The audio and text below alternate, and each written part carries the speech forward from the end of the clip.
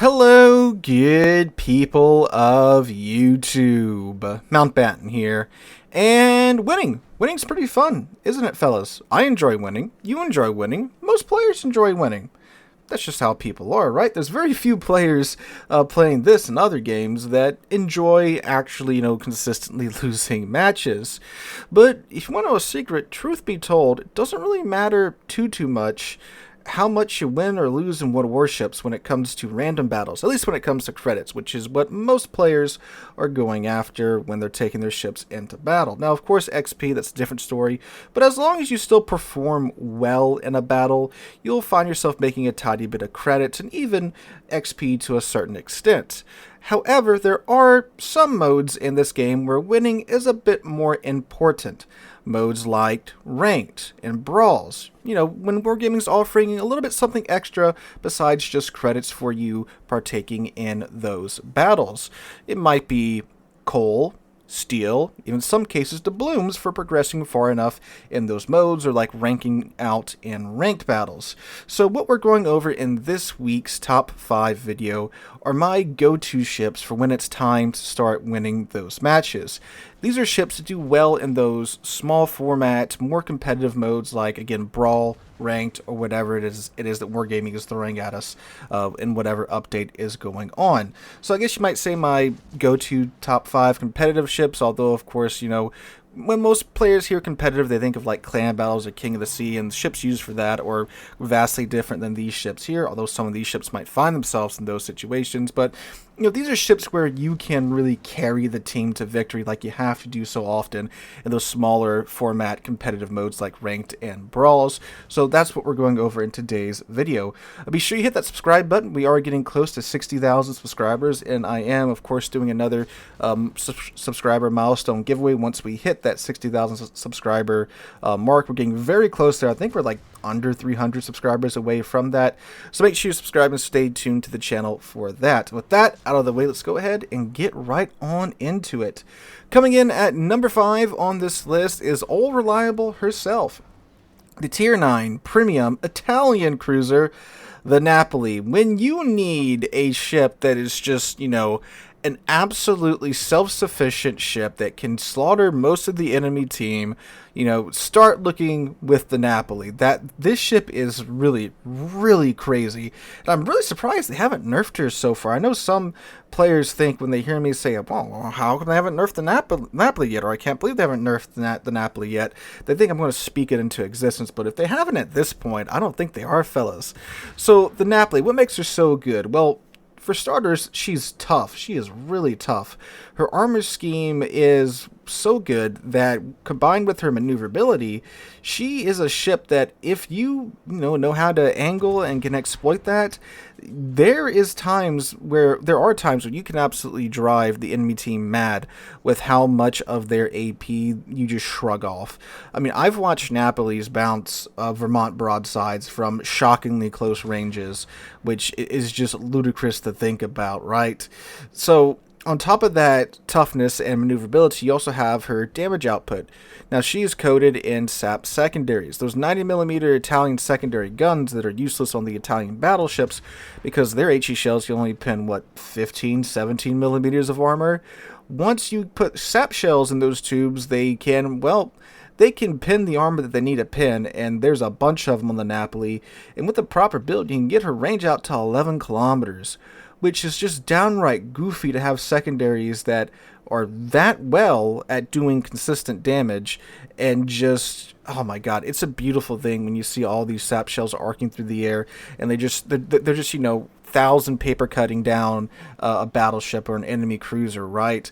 So it's a beautiful sight to behold, and unlike most other secondary ships, which are battleships, the Napoli doesn't have to spool up her secondaries per se as you have to do with the secondary skills. Now, you don't have to wait until the shells have been shooting for almost a minute for the accuracy to get cranked up to the maximum buff. They're just out of the gate accurate, so that's great there. Main battery guns, nothing to scoff at either. That Italian AP, it friggin' hurts. And from close ranges, which it's not hard to get close to an enemy ship in Napoli, that Italian AP really, really packs a punch once you get up in there. You have torpedoes to back yourself up, too, when you do get that close. And what really makes the Napoli downright dangerous is that she gets an exhaust smoke on top of all this close-range goodness. An exhaust smoke, for those of you that don't know, it's a smoke screen that you can pop, and you can run at full tilt speeds and still be covered in it. So you're unspotted, but you can still spot things with your catapult aircraft, or your team can spot things for you, and your secondaries will be going in. Well, secondary guns do not increase your detection bloom while you're in smoke, so you can be undetected, have either your plane or your teammate spotting for you, and still be melting down ships with the Napoli. You can also use that smoke screen to sneak around the map and avoid getting spotted until you want to be, and pop up within secondary range of an enemy ship, and now suddenly they're having a very bad day because of you. But yes, Napoli has got me through many a round of ranked, and this is a ship that will be showing up in competitive if she isn't outright banned or restricted, as she so often is. And best of all, she's a coal ship, so she's a free ship, so make sure you pick her up when you have the chance, my guys. Alright, going on down to number 4, we have the Tier 10 Tech Line German battleship, the Schlieffen. Man, brawls, ranked, whatever mode is small format, the Schlieffen is an absolute beast in that mode. Now, the Schlieffen is the one end of the hyper secondary spectrum. The Schlieffen has just a gazillion secondary guns. Like, I think once you add it up, it's like 32 secondary guns aside, or something ridiculous like that. So, like Spanish galleon levels of guns sticking out the side of the ship. Now, she does pay for that, of course, but we'll get to that here in a second. And those secondary guns, once you build into them with the commander skills and the modules, they are ridiculous when it comes to their DPM.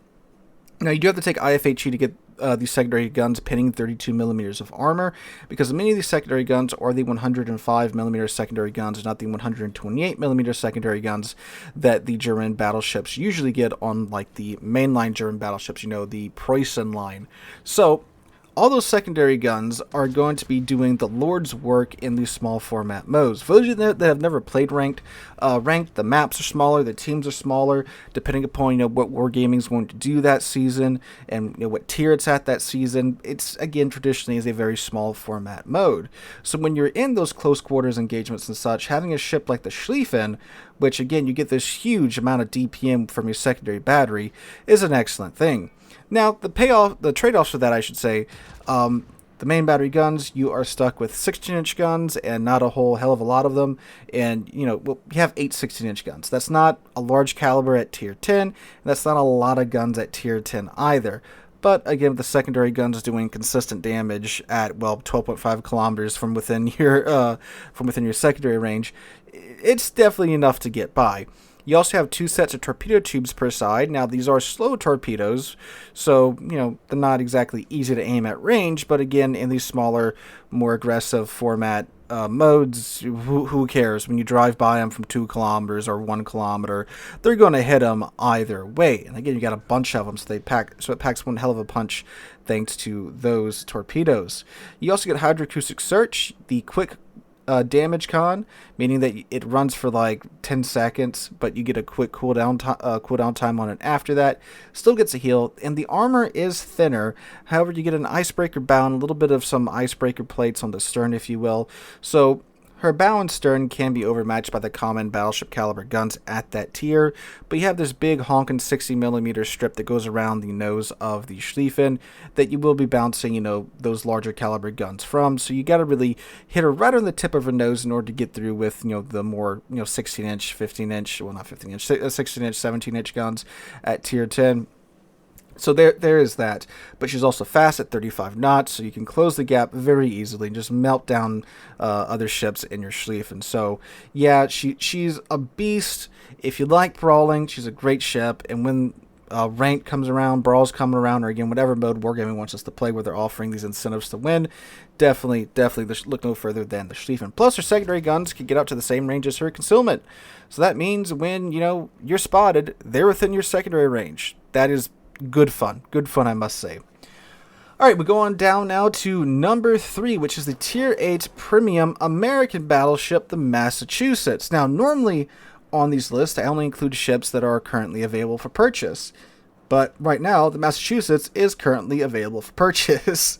So in the Black Friday event, you can get the Massachusetts B at a discounted price of 30%. Now, you do have to pay outright cash for that. You can't use your doubloons because Wargaming knows everybody wants the Massachusetts B. But in my humble opinion, she is most definitely worth it. Well, this is one of the reasons I mentioned in my Black Friday buying guide video. Ranked at Tier 8, Massachusetts, that's your key to get to get to the top and get ranked out of that ranked season. Man, I mean, Massachusetts, incredibly tough American battleship. Basically like the opposite of the North Carolina when it comes to survivability. So, for those of you that don't know, the North Carolina, the Tech Line Tier 8 American battleship, her citadel is high, dry, and exposed because of the armor scheme of that ship. Massachusetts is a South Dakota class, so a different class from the North Carolina. The citadel is not exposed, and it's just much tougher all the way around when it comes to the armor scheme. On top of that, to increase their survivability, you get the long-duration American damage con that lasts for 20 seconds base and has a quick cooldown time. Then you get the improved American battleship heal that heals more damage per second than your typical your typical battleship heal, and that gets a quick cooldown time as well. So you can balance those two consumables out to really, really push the longevity of your Massachusetts, if you will, in these engagements. So on top of that survivability, the ship has 9 to 16-inch guns with the improved American Super Heavy AP that pins at better angles than typical AP of the same caliber does, and it has a higher alpha damage rating than, again, your typical AP of the same caliber at that tier. So that's great. Now, the guns of the Massachusetts are not anywhere near as accurate as the Alabama or the North Carolina, but when you're, in close range engagements, it doesn't really matter because you're gonna hit them one way or another. Now the mass is the mass is a little slow, coming in at 28 knots, which isn't, again, overly fast by Tier 8 standards, but isn't incredibly slow. I mean, we've gotten a lot slower ships, slower battleships, I should say, at Tier 8 than the Massachusetts now. So there is that. And again, in these Tier 8, ranked battles or brawls or whatever, she's plenty fast enough to get done what she needs to get done. She also has some pretty solid AA, and with more and more ranked seasons allowing CVs in, that's a huge plus for the Massachusetts for sure. Now, it's not like Alabama AA or like Minotaur AA, but still a really solid AA suite here on a Tier 8 battleship regardless. So this is a ship that, like I said, is great in these small format competitive modes, but she's also just a really fun ship to play in random battles. I mean, the attributes that make her great in the small format modes are great for random battles as well. Oh, and secondaries too. One of the main reasons you want to get the Massachusetts. So the Massachusetts has 20 of the American 5-inch guns. You can get them out to 11.3 kilometers. They have the improved accuracy, and once you get the full secondary build from the commander's modules, the commander skills perspective and the modules perspective, you're going to have a really quick reload time on your secondary guns. Like, I believe it's like sub 2 seconds when you really get down into it. And with the accuracy of the guns, while they don't pin a whole lot because they don't have any improved HE pins like the German HE shells do, you're still going to be setting fires left, right, and center with these secondary guns. So that's great. Fires don't care about your armor. They don't care about much, really. They're going to burn regardless right until you hit the damage con button. So great for that. Great tough American battleship here for these small format competitive modes. And right now you can pick her up in the Black Friday event at a discount, which I strongly encourage you to do so. Alright, coming in at our number 2 slot is the Tier 8 Premium American Destroyer, the Kid. Yes, a destroyer on one of my lists. Surprise, although this is the destroyer that gets on these lists most often because of some very good reasons. So, we've talked at length on this channel about how important destroyers are and how important it is for your destroyers to survive the match. Well, in these ranked battles, sometimes it's so important you gotta do it yourself. And the Kid, if it's at Tier 8 ranked or Tier 8 brawls, is absolutely one of the best destroyers to be doing that with. Why? Well, to start off, the Kid is really it's a Fletcher. It's a Tier 9 destroyer. It's been down tiered to Tier 8, but then given a hill of all things. Most of the times when ships get down tiered, they tend to strip them down to their bare bones, right? And then you can have what's left over. Not really the kid. I mean, yeah, you do give up a torpedo tube, and you do get, I believe it's the Benson's torpedoes. You get one rack of the Benson torps on your kid, which isn't exactly ideal, but you still preserve the firepower of the Fletcher with those 5-inch turrets, which is great for absolutely murdering the other destroyers that you come across. And keep in mind, too, that you still get a heal, so you can brute force your way through a lot of the damage that you're going to be taking as a destroyer player when you're going after the enemy team's destroyers. I mean, really, if you are a destroyer in a competitive setting and you can murder the enemy team's destroyers, you've given your team a massive advantage, because destroyers, that's how, other your team spots other ships, right? So if you blind the enemy team, and now you're the one doing the spotting for your team, well, my friend, that's just the key to victory right there, in and of itself. And Kid is one of the best tier 8 destroyers for doing that. It's also very new player friendly. And I'm not saying if you've never played destroyers before, go grab this thing, then go hop into ranked battles or hop into brawls. No, absolutely not. But if you have the experience, you're looking for just that little bit of edge over the other destroyers that the enemy team is going to be having, the Kid is definitely a ship to look at. Now, it is, of course, American destroyers, so you have to deal with the American shell ballistics, which means that from longer ranges, your shells are going to be floating in the air for 2 or 3 business days before they come back before they come back down and impact the enemy ships. But from close ranges, when you're fighting over caps, the shell velocity is more than satisfactory to get the job done. Not to mention, like what I mentioned with the Massachusetts, they're allowing more and more CVs, or more and more seasons, I should say, of ranked where CVs are allowed. Well, the Kid is still one of the best plane blenders in the game.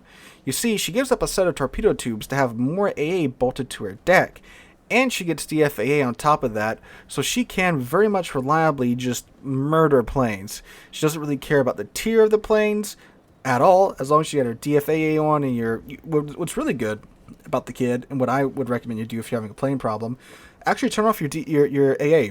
Wait until those planes are like 2 kilometers away from you, or right on top of you, or right on the edge of your plane spotting range, which is like 2.5, 2.6 kilometers.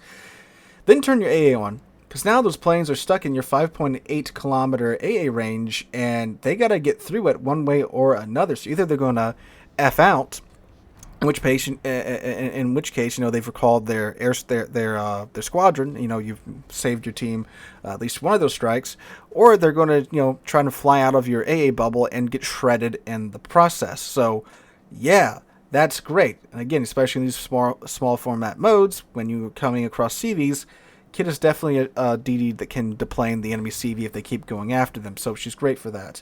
Not to mention, of course, too, she is an American ship, so if you do pick her up as a premium ship, there's a gazillion American premiums you can move your commanders onto and off of from the Kid and to the Kid, so she's a great ship for that, just a great all-around ship. And yeah, if you need a little bit of an edge when it comes to your destroyer play in these small format competitive modes, definitely pick up the Kid.